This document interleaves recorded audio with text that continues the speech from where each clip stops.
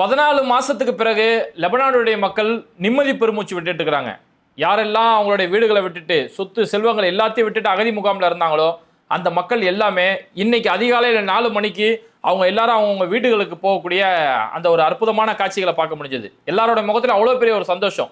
எல்லாம் அவங்க என்னென்ன வண்டி கிடைக்குதோ, காரு, பஸ், எதெல்லாம் கிடைக்குதோ எல்லாத்தையும் எடுத்துட்டு அவங்கவுங்க வீடுகளுக்கு நான் என் வீட்டுக்கு போறேன் அப்படின்ற சந்தோஷங்களோட அவங்களோட வெற்றி முழக்கங்களோட எல்லாம் போகக்கூடிய மக்கள் அவங்களோட 2 விரலை காமிச்சு ஒரு வெற்றிக்கான ஒரு அறிகுறியோட அந்த மக்கள் அங்கே போயிட்டு இருக்காங்க. எல்லார் முகத்திலும் அவ்வளோ பெரிய ஒரு சந்தோஷம்.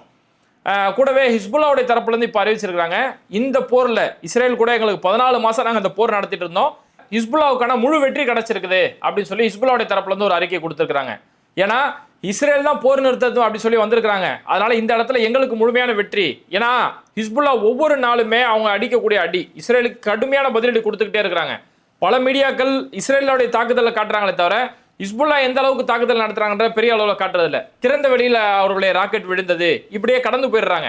ஆனா ஹிஸ்புல்லா களத்துல ஒவ்வொரு நாளுக்குமே 100க்கும் மேற்பட்ட ராக்கெட்டுகள் மூலமா ஹிஸ்புல்லா பதிலடி கொடுத்துட்டு இருந்தாங்க. ஏன்னா இஸ்ரேல் தரப்புல இருந்து ஒரு வார்த்தை சொல்லிட்டு இருந்தாங்க, அங்க நஸ்ருல்லா கொல்லப்பட்டுட்டாரு, அவங்களுடைய முக்கியமான தலைவர்கள் கொல்லப்பட்டுட்டாங்க, இனி ஹிஸ்புல்லா அவ்வளவுதான் அப்படின்னு நினைக்கப்பட்ட நேரத்துல தொடர்ந்து அவங்களுடைய தாக்குதல் தரை வழியாகவும் சரி வான் வழியாகவும் சரி தொடர்ந்து அந்த தாக்குதல் நடந்தது. இஸ்ரேலுடைய வடக்கு பகுதி முழுக்க மிகப்பெரிய ஒரு பாதிப்புகளை சந்திச்சு, அதோட வேற வழி இல்லாம அடுத்து இஸ்ரேலுடைய பாராளுமன்ற தேர்தல் வரப்போகுது, அந்த வடக்கு பகுதியில் இருக்கக்கூடிய மக்கள் அவங்களோட வீடுகளுக்கு போகணும்னு சொல்லி நெத்தன்யாவுக்கு மிகப்பெரிய ஒரு நெருக்கடி. அதோட தான் அவங்களோட அதிகாரிகள் மூலமா இந்த பேச்சுவார்த்தைக்கு வந்து இஸ்ரேல் இந்த பேச்சுவார்த்தைக்கு வந்திருக்கிறதால இது எங்களுக்கு கிடைச்ச முழு வெற்றி அப்படின்னு சொல்லி ஹிஸ்புல்லாவுடைய தரப்புல இருந்து அவங்களுக்கான வெற்றிக்கான ஒரு வார்த்தையை அறிவிச்சிருக்காங்க. இப்போ இந்த பேச்சுவார்த்தை காரணம் அமெரிக்கா தான். அமெரிக்காவுடைய அதிபர் ஜோ பைடன் அவர் இந்த அறிவிப்பு அறிவிச்சிருக்கிறாரு. ஒரு போர் நிறுத்தம் லெபனானுக்கும் இஸ்ரேலுக்கு நடக்கக்கூடிய ஹிஸ்புல்லாவுக்கும் இஸ்ரேல் ராணுவத்துக்கு நடக்கக்கூடிய இந்த போர் ஒரு நிறுத்தத்துக்கு கொண்டு வரும். 14 மாதம் நடக்கக்கூடிய எல்லை தாண்டிய சண்டையை நிறுத்துவதாக உறுதியளித்துள்ளது. பேரழிவுக்கான மோதல் முடிவுக்கு கொண்டு வருவதற்கான முன்மொழிவு இது அப்படின்னு சொல்லி ஜோ பைடன் அந்த கருத்தை சொல்றாரு. கூடவே அவங்க சொல்றது என்னன்னா, இது ஏதோ தற்காலிக போர் நிறுத்தம் அப்படிலாம் கிடையாது, இது ஒரு நிரந்தரமான போர் நிறுத்தம். நிரந்தரமான போர் நிறுத்தம் அடிப்படையில் தான் இந்த ஒப்பந்தம் வந்து கையெழுத்திடப்பட்டிருக்குது. இந்த போர் நிறுத்தம் அப்படிங்கிறதுல அவங்க என்னென்னலாம் கீழே அதோட விதிமுறைகளை குறிப்பிடுறாங்க அப்படின்னு பார்க்கும்போது, அனைத்து வகையான துப்பாக்கி மூலமா நடக்கக்கூடிய சண்டைகள், அனைத்து வகையான துப்பாக்கி தாக்குதல், அனைத்து வகையான ராக்கெட் தாக்குதல், அனைத்து வகையான ட்ரோன் தாக்குதல், இது அனைத்துமே நிறுத்தப்படும். 2 நாடுகளுக்கு மத்தியில் 2 படைகளுக்கு மத்தியில் இந்த எல்லா துப்பாக்கியோ ட்ரோனோ ராக்கெட்டோ இது அனைத்து தாக்குதலுமே நிறுத்தப்படும் அப்படின்னு சொல்லி சொல்றாங்க. அதே மாதிரி 2 நாட்டோட எல்லைகள், அந்த எல்லை பகுதியில் இருக்கக்கூடிய 2 கிலோமீட்டர் டு 3 கிலோமீட்டர் அங்க மட்டுமே ராணுவங்கள் இருக்கும். குறிப்பா லெபனானுடைய பகுதியில், அந்த தெற்கு லெபனானுடைய பகுதியில் 2ல இருந்து 3 கிலோமீட்டர் வரைக்கும் இஸ்ரேலுடைய ராணுவ வீரர்கள் இப்ப அங்க இருக்கிறாங்க, அவங்க இருப்பாங்க. ஒரு 60 நாள்ல அவங்க படிப்படியா பின்வாங்கி போயிடுவாங்க. அந்த 60 நாள் வரைக்கும் அவங்க இங்க இருப்பாங்கன்னு சொல்லி இந்த போர் ஒப்பந்தத்துல சொல்லப்பட்டிருக்குது. குறிப்பா அந்த லிட்டனி ஆற்றங்கரை, அங்கதான் ஹிஸ்புல்லாவுடைய செயல்பாடு அதிக அளவில் இருந்த இடம். அந்த லிட்டனி ஆற்றங்கரையில இப்பவுமே லெபனான் ராணுவம் அந்த இடத்துல பொறுப்பேற்றுப்பாங்க. அங்க இஸ்ரேல் ராணுவத்துக்கு வேலை இல்லை, லெபனான் ராணுவம் அவங்களுடைய பொறுப்பேற்றுக்குவாங்க. ஆனா அந்த 2 கிலோமீட்டர் 3 கிலோமீட்டர் வரைக்கும் உள்ள வந்திருக்கக்கூடிய இஸ்ரேல் ராணுவம் 60 நாட்களுக்குள்ள அவங்க வெளியில போயிருவாங்க அப்படின்னு ஒரு கருத்து சொல்லப்படுது. இதுலயுமே ஒரு சந்தேகம் சிலர் முன்வைக்கிறாங்க, இது ஏன் இவங்க 60 நாள் அப்படின்னு இந்த டார்கெட் வைக்கிறாங்க? போர் நிறுத்தம் வந்துருச்சு, உடனே வெளியில போக வேண்டியதானே, அது ஏன் இந்த 60 நாள் டார்கெட் வைக்கணும் அப்படிங்கும் போது சிலரோட கருத்து என்னன்னா, 60 நாளுக்கு பிறகு டொனால்ட் ட்ரம்ப் இங்க அதிபர் பொறுப்புக்கு வந்துருவாரு. அப்போ டொனால்ட் ட்ரம்ப் வந்து ஒருவேளை இஸ்ரேல் பிரதமருக்கு சாதகமா அவர் நடக்கலாம், அப்போ இந்த போர் திரும்ப ஆரம்பிக்கப்பட்டா உள்ள ஆல்ரெடி வந்த இடத்துல இருந்து திரும்ப சண்டை ஆரம்பிக்கலாம் அப்படின்னு சொல்லி ஒரு பிளான் பண்றாங்க. ஏன்னா டொனால்ட் ட்ரம்ப் இதுக்கு முன்னாடி ஆட்சியில் இருக்கக்கூடிய நேரத்தில் இஸ்ரேலுக்கு பல வகையான சலுகைகள், இஸ்ரேல் கேட்கக்கூடிய பல விஷயங்களை செஞ்சு கொடுத்துருக்காரு. அதனால அது திரும்பவும் நடைபெற்றா இவங்களுக்கு சாதகமா இருக்குங்கிறதுக்காக தான் 60 நாளைக்கு அப்புறம் நாங்கள் வெளியில போறோம்னு சொல்லி சொல்றாங்கன்னு சொல்லி பல்வேறு வகையான விமர்சனங்கள் இதுல வந்துட்டு இருக்குது. இப்போ இன்னைக்கு காலையிலேயே பல மக்கள் சந்தோஷத்தோட அகதி முகாம்கள்ல ஸ்கூல்கள்ல தங்க வைக்கப்பட்ட மக்கள் எல்லாமே அவங்களோட வீடுகளை நோக்கி போயிட்டு இருக்காங்க. ஆனா அதுல சில பகுதிகள் மட்டும், அந்த லெபனான் இஸ்ரேல் எல்லைக்கு உட்பட்ட அந்த கிராமங்கள் இருக்குல்ல, அந்த 2 கிலோமீட்டர் 3 கிலோமீட்டர் அந்த பகுதி மக்கள் மட்டும் நீங்க போக வேணாம்னு சொல்லி இஸ்ரேலுடைய தரப்புல இருந்துமே சொல்லிட்டாங்க, லெபனானுடைய ராணுவம் தரப்புலையுமே சொல்லிட்டாங்க. அந்த பகுதியில் இருக்கக்கூடிய மக்கள் மட்டும் நீங்க வீடுகளுக்கு போனா, மற்ற தெற்கு பகுதியில் இருக்கக்கூடிய மக்கள் நீங்க உங்களுடைய வீடுகளுக்கு நீங்க போயிடலாம். கூடுதலா அந்த 2 கிலோமீட்டர் 3 கிலோமீட்டர் இருக்கக்கூடிய அந்த ஏரியாக்கள்ல இன்னும் லெபனானுடைய ராணுவம் இன்னும் கூடுதலா ஆய்வு செய்ய வேண்டியது ரொம்ப முக்கியம். பாதுகாப்பு குறித்து ஆய்வு செய்ய வேண்டியது முக்கியம். ஒருவேளை இஸ்ரேலுடைய ராணுவ வீரர்கள் அவங்க வந்து கண்ணி வெடி மாதிரியான பல வெடிப்பொருட்கள் அந்த இடத்துல வச்சிருக்கலாம், அது செயலிழக்கப்படாம இருக்கலாம். அதனால அது மாதிரியான எதெல்லாம் இருக்குதா, ஏதாவது பிரச்சனை இருக்குதா, இஸ்ரேலுடைய விஷயங்கள் எதா இருக்கா? ஏன்னா இஸ்ரேலை பொறுத்த வரைக்கும் மக்கள் பயன்படக்கூடிய பேஜர் மூலியமான தாக்குதல் நடத்தப்பட்ட ஒரு கொடூர சிந்தனை கொண்டவங்க. அதனால இதெல்லாமே ஆய்வு செஞ்சு மக்களுடைய பாதுகாப்பை உறுதி செஞ்சதுக்கு அப்புறம் அந்த மக்கள், அந்த எல்லைப்புறங்களில் இருக்கக்கூடிய மக்கள் நீங்க உங்களோட வீடுகளுக்கு போகலாம் சொல்லி லெபனானுடைய அரசு சார்பில் இந்த அறிக்கை இன்னைக்கு காலையில கொடுத்திருக்காங்க. ஓகே, இப்போ லெபனானுக்கு இஸ்ரேலுக்கு மத்தியில் இருக்கக்கூடிய இந்த போர், இது ஒரு நிரந்தர போர் நிறுத்தம் அப்படின்னு சொல்லி ஒரு ஒப்பந்தம் முடிவானதுக்கு பிறகு பலருமே இதை வரவேற்கிறாங்க. பல நாட்டு தலைவர்கள் வரவேற்கிறாங்க. குறிப்பா லெபனானுடைய பிரதமர் நஜீப் மிகாத்தி இதை வந்து முழுமையா வரவேற்கிறோம் அப்படின்னு சொல்லியிருக்கிறாரு. ஈரானுடைய சார்பில் இருந்துமே அவங்களோட வரவேற்பு சொல்லியிருக்கிறாங்க. இஸ்ரேலுடைய ஆக்கிரமிப்பு மிக கொடூர அளவு அவங்களோட ஆக்கிரமிப்பு நடந்துட்டு இருக்குது. அப்ப இந்த இடத்துல ஒரு போர் நிறுத்தம்ன்றது அங்க இருக்கக்கூடிய பாதிக்கப்பட்ட மக்களுக்கு ஒரு நிவாரணமா இருக்கும். அதனால இந்த போர் நிறுத்தத்தை நாங்க வரவேற்கிறோம்னு சொல்லி ஈரானுடைய வெளியுறவுத்துறை அமைச்சகம் சார்பில் இந்த கருத்தை சொல்லியிருக்கிறாங்க. ஈரானுடைய கருத்துன்னு சொல்லும் போது இன்னொரு விஷயமே ஞாபகத்து வருது. ஈரானுடைய சுப்ரீம் லீடராக இருக்கக்கூடிய அலி கமேனி அவர் கூடுதலா ஒரு வார்த்தை சொல்லியிருக்கிறாரு. இப்ப சமீபத்துல சர்வதேச நீதிமன்றம் சார்பில் நெத்தன்யாவுக்கு வந்து ஒரு கைது வாரண்ட் கொடுக்கப்பட்டது. ஏன்னா நெத்தன்யா மிகப்பெரிய போர்க்குற்றங்கள் செஞ்சிருக்கிறாரு, இங்க வந்து ஒரு இனப்படுகொலையில் ஈடுபட்டிருக்கிறாரு. அதனால நெத்தன்யாவுமே சரி, யோ கெலண்ட் இவங்க 2 பேருக்குமே கைது வாரண்ட் சர்வதேச நாடுகள் சார்பில் கைது வாரண்ட் கொடுக்கப்பட்டிருக்கு. இப்போ இப்படிப்பட்ட கைது வாரண்ட் கொடுக்கப்பட்டதால இது கைது வாரண்ட் கொடுக்க மட்டும் பத்தாது, நெத்தன்யாவுக்கு மரண தண்டனையே கொடுக்கணும் அப்படின்னு சொல்லி அலி கமேனி அவருடைய கருத்தை சொல்லியிருக்கிறாரு. ஏன்னா அவ்வளவு பெரிய மோசமான காரியத்தை செஞ்சாரு.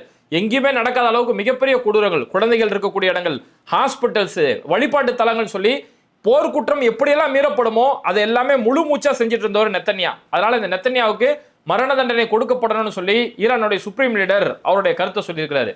ஏன்னா இந்த போர்க்குற்றம் அப்படிங்கிறது, இந்த போர் நிறுத்துறதுக்கான ஒப்பந்தம் எல்லாம் பண்ணியாச்சு. அந்த ஒப்பந்தம் பண்றதுக்கு 2 மணி நேரத்துக்கு முன்னாடி கூட இஸ்ரேல் அவ்வளவு பெரிய தாக்குதல் நடத்துறாங்க. ஏன்னா இந்த போர் நிறுத்தம் அப்படிங்கிறது அதிகாலை 4 மணிக்கு இந்த போர் நிறுத்தம் வருது. 4 மணிக்கு மேல இனி போர் கிடையாது, லெபனானுக்கும் இஸ்ரேலுக்கும் போர் கிடையாதுன்னு சொல்லி ஒப்பந்தம் வருது.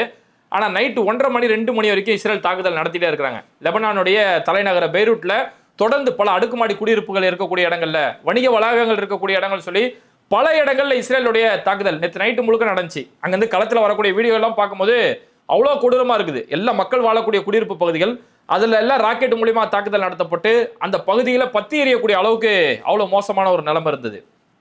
இந்த லெபனானுடைய வீடியோ சொல்லணும், இன்னொரு வீடியோவே இன்னைக்கு காலையில பார்க்க முடிஞ்சது. இப்போ லெபனானுடைய பகுதிகளில் ஊடுருவிக்கக்கூடிய அந்த இஸ்ரேலிய ராணுவ வீரர்கள் இருக்காங்களே, அந்த தெற்கு பகுதிக்குள்ள அவங்க நுழையும் போது அங்க இருக்கக்கூடிய பல பகுதிகளை சேதப்படுத்துறாங்க. அதுல குறிப்பா பார்த்தோம்னா அந்த தெற்கு பகுதியில் இருக்கக்கூடிய டெய்ர் மிமாஸ் அப்படின்னு சொல்லக்கூடிய ஒரு பகுதி, அந்த இடத்துல ஒரு கிறிஸ்தவ தேவாலயம் இருக்குது. அந்த தேவாலயத்துக்குள்ள இவங்க நுழைறாங்க. ஏன்னா இந்த தெற்கு பகுதியில் தாக்குதல் நடந்தோம்னா இங்க இருக்க மக்கள் அகதி முகாமுக்கு போயிட்டாங்க.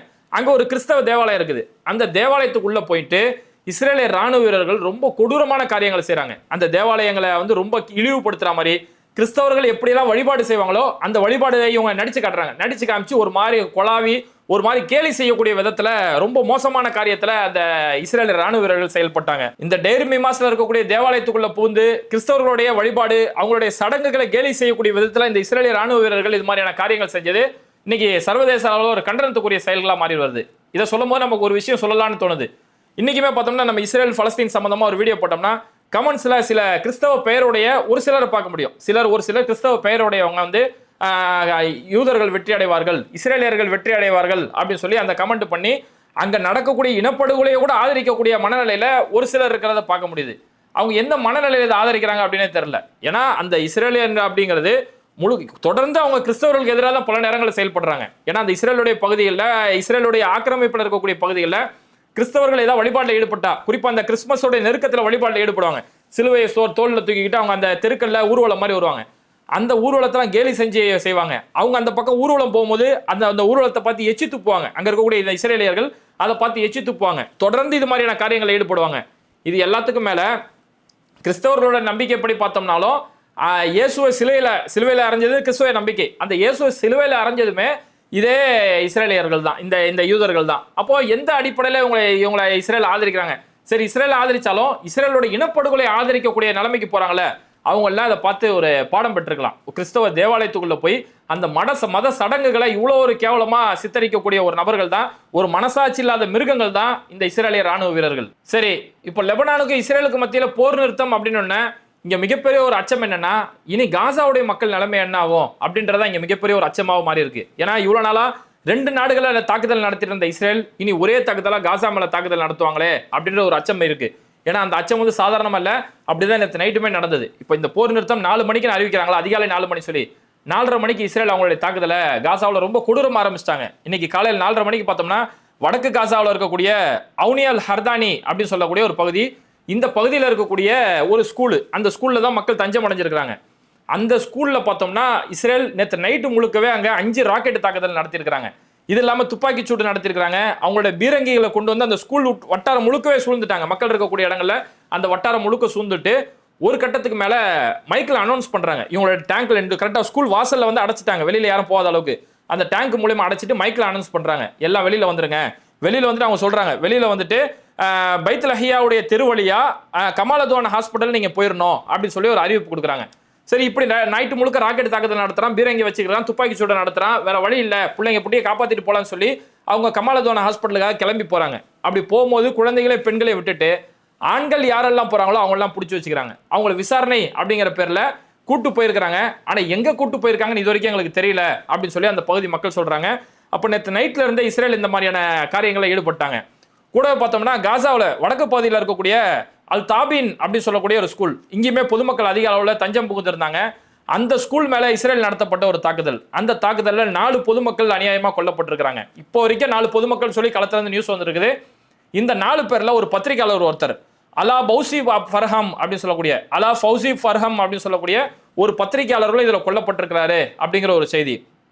அடுத்து கிழக்கு காசாவில் இருக்கக்கூடிய அல் ஜைத்தூன் அப்படின்னு சொல்லக்கூடிய ஒரு பகுதி, அந்த பகுதியிலுமே இஸ்ரேல் நேற்று நைட் நடத்தின தாக்குதல்ல குழந்தைகள் உட்பட 5 பேர் அந்த இடத்துல கொல்லப்பட்டிருக்காங்க. அந்த கட்டட இடிபாடு, இந்த ராக்கெட் தாக்குதல் நடத்தப்பட்டோன்னே கட்டடெல்லாம் இடிஞ்சு விழுந்து அங்கிருந்து பாதிக்கப்பட்ட மக்களை, அங்க இருக்கக்கூடிய குழந்தைகள் பெண்கள் எல்லாம் தூக்கிட்டு வராங்க. அவசரமா அந்த பிள்ளைங்களை எப்படியா காப்பாத்திடக்கூடாதா, இந்த பிள்ளைங்க மயக்கத்துல தான் இருக்குதா அப்படின்னு சொல்லி எப்படியாவது இந்த பிள்ளைங்களை காப்பாற்றணும் சொல்லி கார்ல எங்கிருந்தோ தூக்கிட்டு வந்து அவங்கள உடனே ஹாஸ்பிட்டல் தூக்கிட்டு போகக்கூடிய காட்சியெல்லாம் பார்க்கும்போது அவ்வளவு பரிதாபமா இருக்கு. அதே மாதிரி மத்திய காசாவிலுமே ஒரு தாக்குதல் நடத்தப்பட்டிருக்கு. மத்திய காசாவில் இருக்கக்கூடிய அல் நுசைராத் அகதி முகாம் பக்கத்துல அல் கஸாம் அப்படின்னு சொல்லக்கூடிய ஒரு பள்ளிவாசல், அந்த பள்ளிவாசலை டார்கெட் பண்ணி இஸ்ரேல் ராணுவம் நேற்று ஒரு தாக்குதல் நடத்துறாங்க. அதுல அந்த பள்ளிவாசல் வட்டாரம் முழுக்க வெடிச்சு சதறக்கூடிய அளவுக்கு ஒரு மோசமான தாக்குதல் நடந்திருக்குது. அப்போ இந்த நேற்று நைட்டு முழுக்க காசாவுடைய பகுதியில் மிகப்பெரிய ஒரு தாக்குதல் நடத்தப்பட்டிருக்கு. அங்க லெபனானோட போர் நிறுத்தப்பட்ட பிறகு இஸ்ரேலுடைய கவனம் முழுக்க இப்போ காசா மேல கொடூர தாக்குதல் நடக்கிறதால இப்போ காசாவோட நிலைமை என்ன ஆகுமோ அப்படிங்கிறதா எல்லாரோடுமே ஒரு மிகப்பெரிய ஒரு அச்சமா மாறி இருக்கு. இதை பத்தி காசாவில இருந்து இப்ப திரும்பி வந்திருக்கக்கூடிய ஒரு மருத்துவர், கனடா நாட்டை சேர்ந்த ஒரு மருத்துவர், காசாவில் அந்த மக்களுக்காக உதவி செஞ்சாரு. இப்போ சொந்த நாட்டுக்கு திரும்பி போயிருக்கிறாரு. போன உடனே கனடாவில் ஒரு பத்திரிகையாளர் வச்சு ஒரு பத்திரிகையாளர் சந்திப்பு நடத்துறாரு. அதுல அவர் சொல்லக்கூடிய வார்த்தை என்னன்னா, மிக மோசமா அந்த மக்கள் அங்க பாதிக்கப்பட்டிருக்காங்க. அடிப்படை வசதி கூட, அடிப்படை மனிதாபிமான வசதிகள் கூட அவங்களுக்கு இல்ல, மிகப்பெரிய அளவுல பாதிக்கப்பட்டிருக்காங்க. ஆகையால இஸ்ரேல் இந்த இனப்படுகொலை தடுத்து நிறுத்தணும், இஸ்ரேல் இந்த இனப்படுகொலை நிறுத்தி ஆகணும்னு சொல்லி பத்திரிகையாளர் சந்திப்புல அந்த மருத்துவர் சொல்றாரு. கூடவே பார்த்தோம்னா பூமா, பிரபலமான ஷூ நிறுவனமா இருக்கக்கூடிய பூமா, அந்த பூமா இன்னைக்கு காலையில ஒரு அறிவிப்பு கொடுத்து இஸ்ரேலுடைய ஃபுட்பால் டீம், அவங்களுடைய IFA அப்படின்னு சொல்லக்கூடிய இஸ்ரேல் ஃபுட்பால் அசோசியேஷன், அந்த இஸ்ரேல் ஃபுட்பால் அசோசியேஷனுக்கு பூமா சார்பில் தான் இவ்வளவு நாளா ஸ்பான்சர் கொடுத்துட்டு இருந்தாங்க. பூமா நிறுவனம் இன்னைக்கு காலையில் அறிவிச்சிருக்காங்க, இனி எங்களோட ஸ்பான்சரை நாங்கள் இஸ்ரேல் நாட்டுக்கு எங்களோட ஸ்பான்சரை நாங்கள் நிறுத்திடுறோம் அப்படின்னு சொல்லி ஒரு கருத்து சொல்லியிருக்காங்க. இந்த போர்னால தான் இந்த ஸ்பான்சரை நிறுத்துறோமா அப்படின்னு சொல்லி அவங்க முழுமையா சொல்லல. எப்படியோ இஸ்ரேலுக்கு நாங்கள் இவ்வளவு நாளா கொடுத்துருந்த ஸ்பான்சரை இப்போ நாங்கள் நிறுத்திடுறோம் சொல்லி பூமா சார்பிலுமே இந்த அறிவிப்பு கொடுத்துருக்காங்க. அதனால லெபனான்ல எப்படி ஒரு போர் நிறுத்தம் ஏற்பட்டு அந்த மக்கள் இன்னைக்கு சந்தோஷமா ரொம்ப மகிழ்ச்சி அவங்களோட வீடுகளுக்கும் அவங்களோட இடங்களுக்கு திரும்பி போயிட்டு இருக்காங்களோ, அதே மாதிரி காசாவிலுமே கூடிய சீக்கிரம் ஒரு போர் நிறுத்தம் ஏற்பட்டு அங்க இருக்கக்கூடிய மக்கள் நிம்மதியான ஒரு வாழ்க்கை வாழணும் அப்படின்னு சொல்லி நம்ம பிரார்த்தனை செய்யணும். கண்டிப்பா உலக நாடுகள் எல்லாருமே இதில் தலையிட்டு அந்த மக்களுக்கு ஒரு தீர்வை ஏற்படுத்தி கொடுத்தே ஆகணும். இது மாதிரி வீடியோக்களை தொடர்ந்து பார்க்கறதுக்கு மறக்காம பேட்டை டிவியை சப்ஸ்கிரைப் பண்ணிட்டு இந்த வீடியோக்களை உங்க நண்பர்களுக்கு அதிகமா ஷேர் செய்யுங்க. இணைந்திருப்போம்.